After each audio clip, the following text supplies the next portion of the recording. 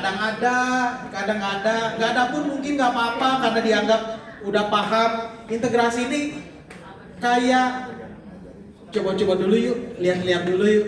Siapa tahu pengen jadi pembina pramuka, asik loh. Tamu ambalan. Kalau misalnya di dunia peserta didik. Nah, ini orang anggota dewasa. Sebelumnya kita sebenarnya melakukan assessment of needs. Kebutuhan. Kuaran melihat hanya ada 2 SDM pelatih di wilayahnya. Kuaran hanya melihat di wilayahnya cuma ada 2 pelatih. Sedangkan di wilayahnya ada 50 pangkalan. Kenapa udah mulai burung saya? Jika rasio 1 pelatih menjadi konsultan untuk 10 pangkalan, jika rasio 1 pelatih untuk 10 pangkalan, maka dia harus butuh berapa pelatih di luar? 5 kan 500 kan? Tadi kan ada 2 kan? 3 lagi. Kita butuh 3 lagi. Assessment of needs, kita ukur kebutuhan kuaran kita. Jadi bukan kayak orang, woi kuaran gue dong giliran yang KPD jatah. Enggak, kita harus punya ngukur mana kuaran yang butuh, kuarcap yang kurang. Karena ada assessment of needs itu buat pelatih, buat pembina lain lagi. Tadi temanya karena jumlah peserta didik. Kakak-kakak, halo. Ya siap. Hitungan rasio kebutuhan pelatih berbasis jumlah pembina itu udah nggak kompatibel, ya kan? Karena pelatih ya pembina juga.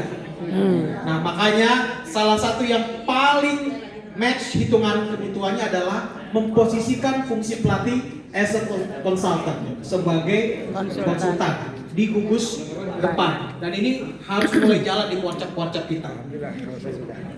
Fungsinya kalau di sekolah tuh kayak mirip-mirip pengawas ya, pengawas sekolah. Beda, ada pengawas sekolah di sini? Ada? Enggak ada. Pengawas sekolah? Kak itu tuh, Kak siapa namanya? Kak Agustin. Muda tuh.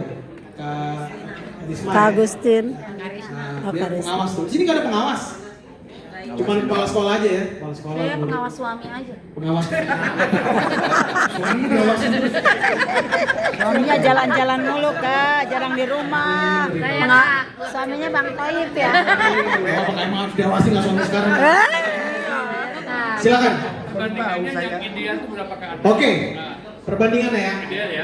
Sebenarnya belum ada rasio yang ditetapkan karena fungsi konsultatif. Beda kayak pengawas yang kita melakukan pembinaan aktif, datang ke sekolah-sekolah. Nah kalau konsultan, ini pangkalan dia tahu kuarcap udah meng-SK-kan Kak Asep untuk jadi konsultannya pangkalan saya.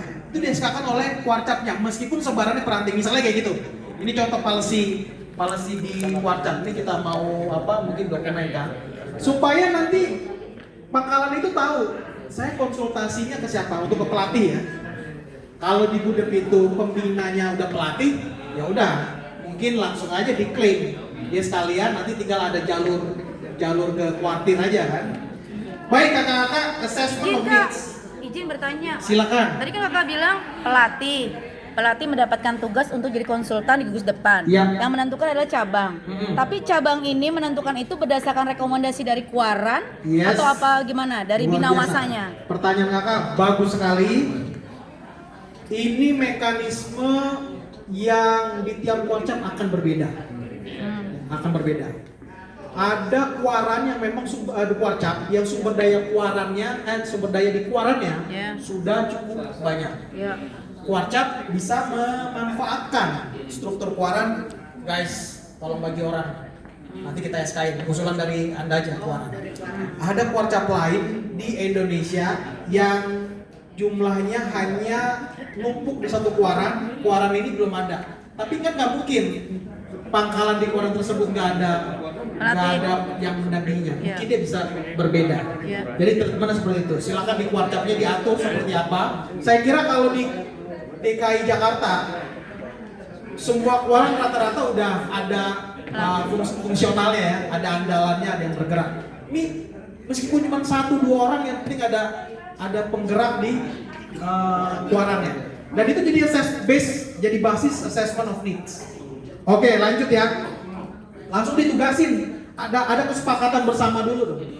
Ya kan? Nanti kan kakak-kakak selesai TOT ada komitmen kan? Ya, fakta integritas.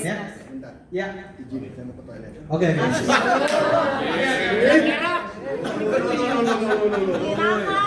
Kalau di warnanya overload gimana? Kalau di warna overload latih misalkan gitu ya. Oke. Ya bisa kakak membantu